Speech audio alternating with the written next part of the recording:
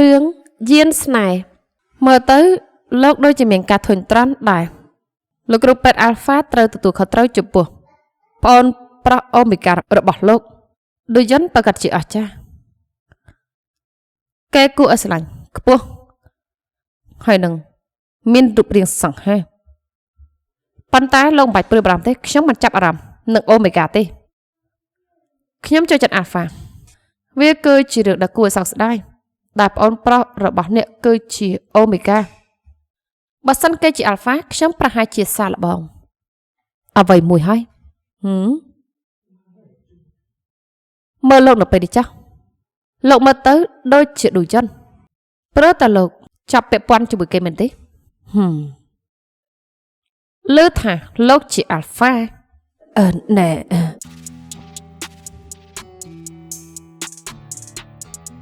វ៉ាវសប្បាយលេងមែនហឺបងមិនតាន់ទៅវិញទេជាអញ្ចឹង Chapter 16អូខ្ញុំទៅតែបង្កបញ្ហាថ្មីហើយព្យាយាមដោះស្រាយបញ្ហាតើមានអីកាត់ឡើងជាមួយខ្ញុំថ្ងៃនេះរាប់ពេលដែលខ្ញុំធ្វើអ្វីមួយ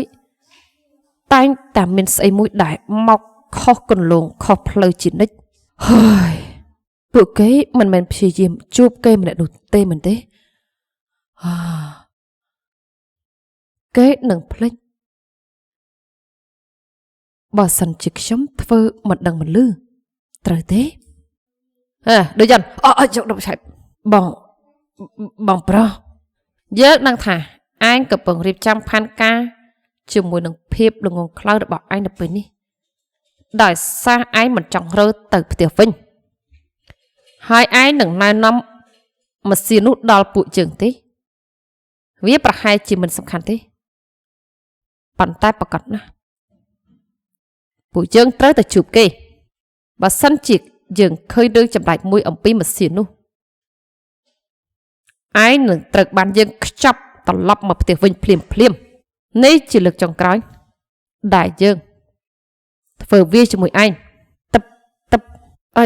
ខ្ញុំត្រូវធ្វើយ៉ាងណាទៅអាយ៉ាហេតុអីបានជាគាត់ខ្វល់ពាក្យអ្វីដែលខ្ញុំត្រូវធ្វើជាមួយជីវិតរបស់ខ្ញុំគាត់មិនមានអ្វីផ្សេងត្រូវធ្វើទេអីហើយទំនេរនោះទំនេរពេកហើយបងប្រុសអើយថ្ងៃស្អែកកូនទៅវិញម៉ោងប្រហែលម៉ោង 7 ព្រឹកឯកូនបានត្រៀមគ្រប់យ៉ាងរួចរាល់សម្រាប់ពេល3ថ្ងៃហើយអីចង់ឲ្យម៉ាក់ជួយទេមិនបាច់ទេខ្ញុំនឹងធ្វើវាដោយខ្លួនឯង3ថ្ងៃតើបងប្រុសទៅណាខ្ញុំឆ្ងល់ថាហេតុអ្វីបានជាគាត់នៅផ្ទះជំនួសឲ្យការទៅធ្វើការនេះអាចជាឱកាសមួយដំបៅក្នុងដើមទ្រូងខ្ញុំចាក់ចេញទៅហើយនេះគឺជាឱកាសរបស់ខ្ញុំម៉ាក់ច្បាស់ជាជឿគ្រប់យ៉ាងដែលខ្ញុំនិយាយខ្ញុំអាចនាំតេហានទៅជួបម៉ាក់ក្នុងពេលដែលបងប្រុសមិននៅមែនហើយបើសិន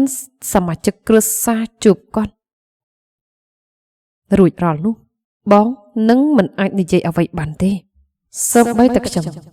បានណាត់ជួបអាល់ហ្វាទាំងអស់ក្នុងពិភពលោក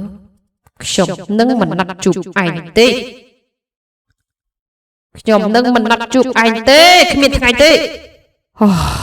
កាលនោះច្រឡំមាត់និយាយចឹងទៅហើយខ្ញុំមិនគិតថាវានឹងងាយស្រួលនោះទេ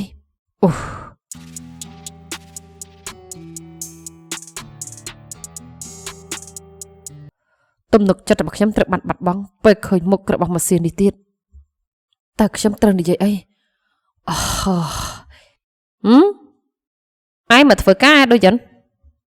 ហើយក្រោយឯងថានឹងមិនមកក្នុងរយៈពេល 3-4 ថ្ងៃនេះហ៎សួរបុរសដែលខ្ញុំបដិសេធទាំងស្រុងក្នុងការជួបម្ដាយរបស់ខ្ញុំអូយនោះគឺជាទង្វើរបស់មនុស្សឈួតណែ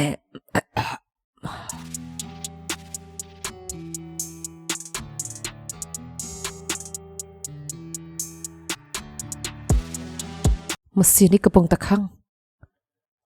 ពិតណាស់គេឈួតហើយអាយ៉ា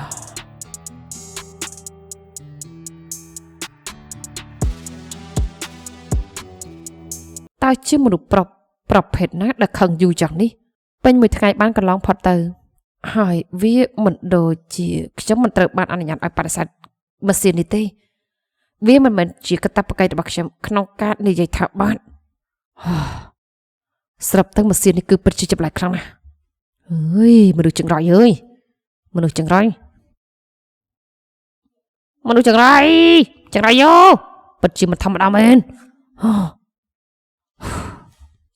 មនុស្សចង្រៃ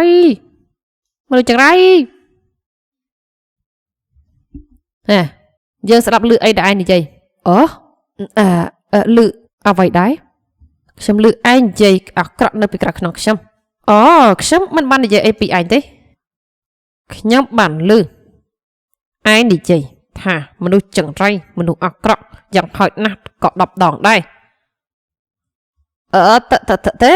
ខ្ញុំមិនបាននិយាយថាឲ្យឯងទេដូចយ៉ាងឯងបដិសេធខ្ញុំកាលពីម្សិលមិញ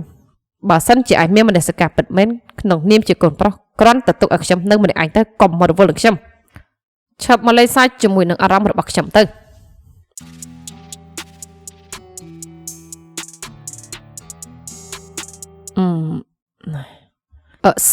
សុំទោស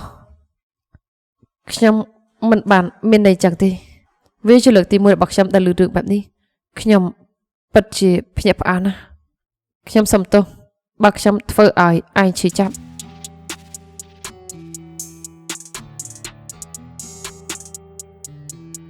អូខេខ្ញុំយល់ហើយចាំមកផ្លេតយ៉ាងម៉េចឯងមានអ្វីឲ្យត្រូវនិយាយតាមពិតទៅ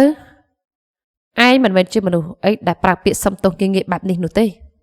ឯងពិតជាមានស្អីម្យ៉ាងហើយឯងមានរឿងអីនិយាយមកកាន់ខ្ញុំមែនទេណែស្អីហ្នឹងធ្វើរឹកដូចឈួតតាមពិតមិនចង់លឺវាទេចាំមកផ្លេតចាំទុកពេលឲ្យខ្ញុំ1នាទីវាគ្មានអ្វីច្រើនទេវាគ្មានពិតមែនគួរឲ្យខ្លាចណាស់នៅពេលដែលឯងនិយាយបែបនោះតើឯងនិយាយឈួតបែបណាវាមិនមែនជារឿងធំនោះទេខ្ញុំបានទៅលេងម្ដាយរបស់ខ្ញុំហើយជាលើកដំបូងក្នុងពេលមួយកាលពីម្សិលមិញយើងនិយាយគ្នាហើយខ្ញុំក៏បាននិយាយដល់ឯងនៅក្នុងការសន្ទនានោះកប្លែងទេថាម៉េច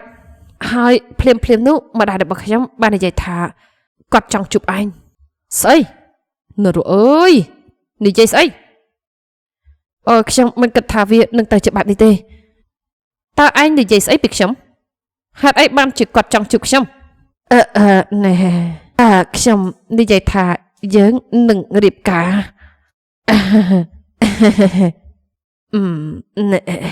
ណែ